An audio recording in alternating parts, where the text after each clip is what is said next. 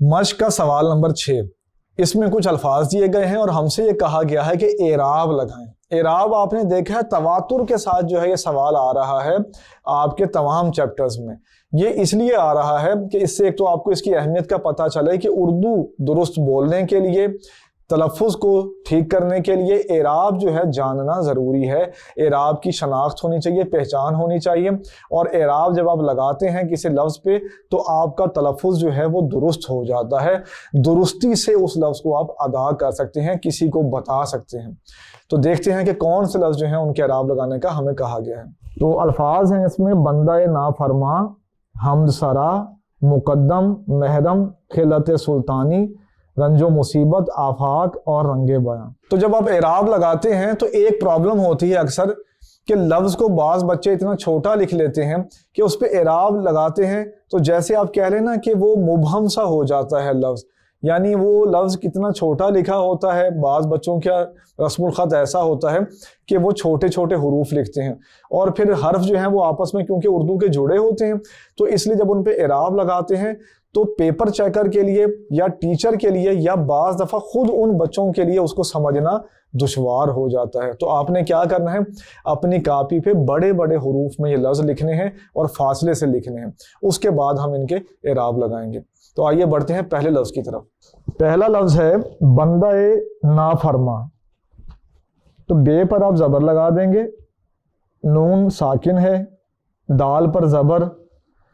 اب اگر صرف ہوتا بندہ تو پھر ہے پہ آپ جزم کا نشان ڈالتے، لیکن کیونکہ لفظ ہے بندہ تو اے کی آواز پیدا کرنے کے لیے آپ حمزہ کا نشان اس پہ دیں گے۔ یاد رکھیں کہ جب آپ کمپیوٹر سے لکھ رہے ہیں یا کتاب میں آپ دیکھیں گے تو اس کی شکل اور ہے حمزہ کی، اور جب آپ خود لکھیں گے تو اس کی شکل اور ہے۔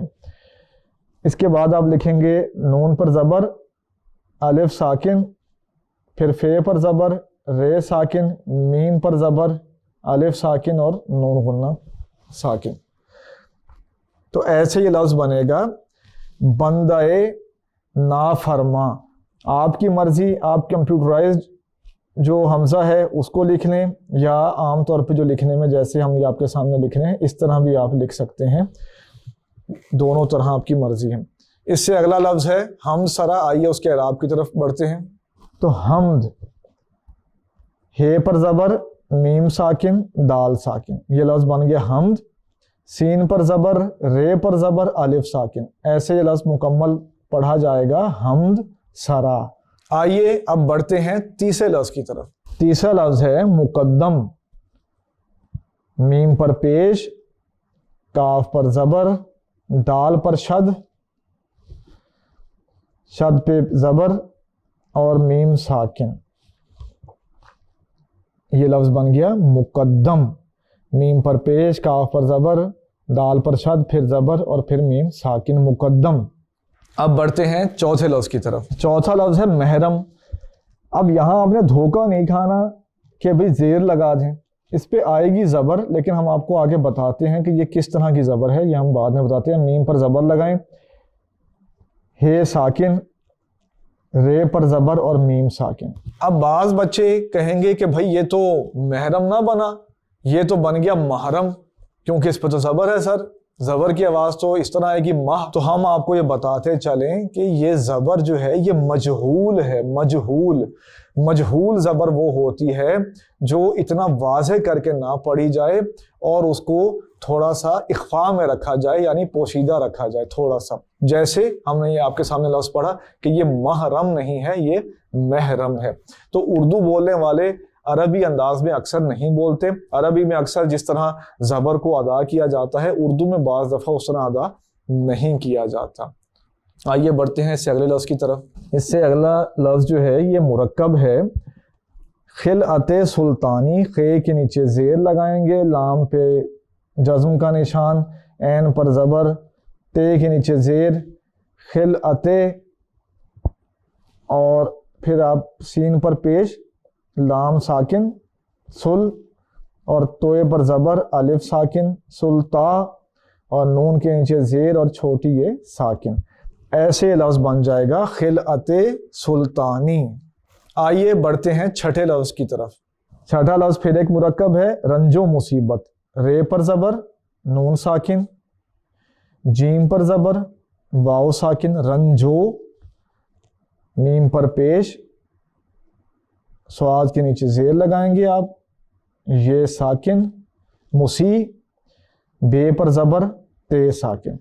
यूं ये लफ्ज़ बन गया रंजो मुसीबत।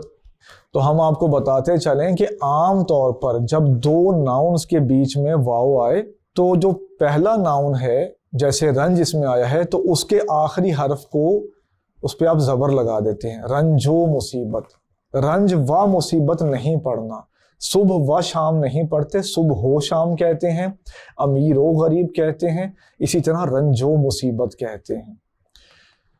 इसके कुछ और कायदे भी हैं जो कहीं अगर हमें ज़रूरत पड़ेगी या कोई ऐसा लफ्ज़ आएगा तो वहाँ हम आपको उसकी वजाहत कर देंगे। आइए बढ़ते हैं अगले लफ्ज़ की तरफ। इससे अगला लफ्ज़ है आफाक। तो मद जो है वो तो खुद एक उसको लगाने की ज़रूरत नहीं है, आ की आवाज़ वहाँ से पैदा हो रही है मद की वजह से। फे से आप लगाएंगे एराब, फे पर ज़बर और अलिफ जो है वो साकिन है, काफ साकिन है, ऐसे लफ्ज़ बनेगा आफाक। अब बढ़ते हैं इस सिलसिले के आखिरी लफ्ज़ की तरफ और उसके एराब लगाते हैं। आखिरी लफ्ज़ है रंगे बयां। रे पर ज़बर नून साकिन, गाफ के नीचे आप जेर लगाएंगे तो ये बनेगा रंगे, बे पर ज़बर, ये पर ज़बर, अलिफ साकिन, नून गुन्ना जो है इस पे भी आप जज़्म का निशान देंगे, ये लफ्ज़ बन जाएगा रंगे बयां। हमने आपके सामने दिए गए अल्फाज के एराब लगाए और कुछ जो ज़रूरी बातें थीं, कुछ जो बारीक बातें थीं इस सिलसिले में वो आपको बताएं। उम्मीद है इस सिलसिले से आपको सीखने में मदद मिली होगी। आइए बढ़ते हैं इससे अगले सवाल की तरफ।